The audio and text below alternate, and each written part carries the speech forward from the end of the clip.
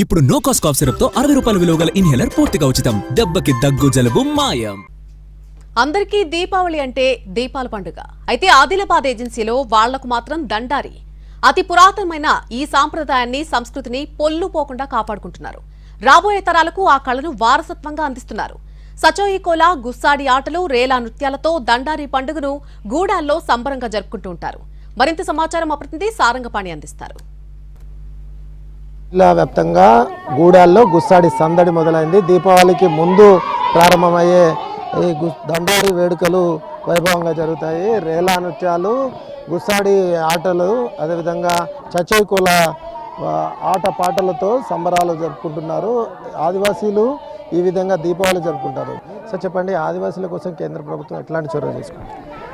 ఇప్పటికే ఆదివాసీ ప్రాంతాల అభివృద్ధి కొరకు, ఆదివాసుల వ్యక్తిగతంగా అభివృద్ధి కొరకు ఇప్పటి వరకు కేంద్రంలో ఎన్నో ప్రభుత్వాలు వచ్చినా కూడా ప్రధానమంత్రి జన్మన్ యోజన అనే పథకాన్ని ప్రత్యేకంగా తీసుకొచ్చి ఇండ్లు లేనటువంటి ఆదివాసులకు పిఎం జన్మన్ ద్వారా ఇండ్లు కట్టించే విధంగా, అదేవిధంగా రోడ్డు లేనటువంటి ప్రాంతాలకు కూడా పిఎం జన్మన్ ద్వారా రోడ్లేసి ఇప్పటికే ఈ ఆదిలాబాద్ జిల్లాలో 6000 ఇండ్లు ప్రధానమంత్రి జన్మన్ యోజన కింద పీవీటీజీ వ్యక్తిగతంగా వాళ్ళకి ఇండ్లు మంజూరు చేయడం, ఇప్పటికే ఆ ఇండ్లు కూడా ప్రారంభ దశలో ఉన్నాయి. రోడ్లు లేనటువంటి గ్రామాలకు రోడ్లు వేయడం, మంచినీటి సౌకర్యం లేనటువంటి గ్రామాలకు మంచినీటి సౌకర్యం, అదేవిధంగా వ్యవసాయ పొలాలకు కూడా నీరు ఇవ్వాలన్నటువంటి ఆలోచనతో ప్రధానమంత్రి సించాయని యోజన కింద ఆ రకంగా నిధులు ఇవ్వడం, ఈరోజు దాదాపు 25,000 కోట్ల రూపాయలు కేవలం ఆదివాసీ సమాజ అభివృద్ధి కొరకు ఈ 25-26 బడ్జెట్లో ప్రత్యేకంగా ప్రవేశపెట్టి ఈ రకంగా ప్రత్యేకంగా ఆదిలాబాద్ జిల్లాలో ఆదివాసుల సంఖ్య అత్యధిక సంఖ్య. ఈ యొక్క పండగ సందర్భంగా ఆదివాసీ సోదరులందరికీ కూడా ప్రత్యేకంగా విజ్ఞప్తి చేస్తాము.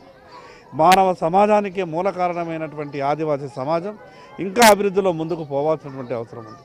స్వతంత్రం వచ్చి ఇన్ని సంవత్సరాలైనా కూడా ఆదివాసుల సమస్యలు ఇంకా కొన్ని సమస్యలుగానే ఉన్నాయి.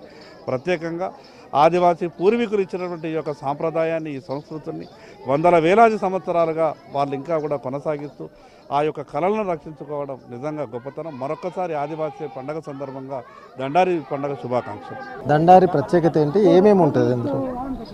దండారి అనుకుంటేనే మొత్తం గుసాడి అనేది మనకు కనబడుతుంది. సచోయి కోలాటాలు, అదేవిధంగా దండారి వేషధారణ, అనేక కళా బృందాలతోటి ఆదివాసీలు ఇది పూర్వం నుండి కొన్ని వందల వేల సంవత్సరాల నుండి కూడా మనకు వస్తున్నటువంటి ఆనవాయితీ. కాబట్టి దీన్ని ఉమ్మడి ఆదిలాబాద్ జిల్లాలో పెద్ద ఎత్తున ఆదివాసీలు దీపావళిని, దండారి ఉత్సవాలను కొనసాగించడం, అది భోగి నుండి ప్రారంభమై కోలబోడిన మనకు ఇది ఎండింగ్ అని చేయడం అనేది జరుగుతుంది. కాబట్టి ఈ గుసాడీలు, అదేవిధంగా ఈ యువత అంతా కూడా సచోయి కోలాటలు ఆడుతూ మన యొక్క సంస్కృతి సాంప్రదాయాలను కాపాడుతూ ఇవి భావ ప్రపంచం తెలిసే విధంగా ఒక గ్రామం నుండి ఒక గ్రామానికి రావడం, ఈ సంవత్సరం వాళ్ళు మన గ్రామానికి వస్తే వచ్చే సంవత్సరం మనం వాళ్ళ గ్రామానికి పోయి ఆ దండారిని చెప్పడం అనేది జరుగుతున్నది. కాబట్టి దాన్ని మేమంతా కూడా ఇప్పుడు మా తాతలు తండ్రులు నుండి మొదలుకుంటే చాలా సంవత్సరాల నుండి కూడా కొనసాగుతూ వస్తున్నది. కాబట్టి దీన్ని మేము ఇప్పుడున్నటువంటి జనరేషన్ కూడా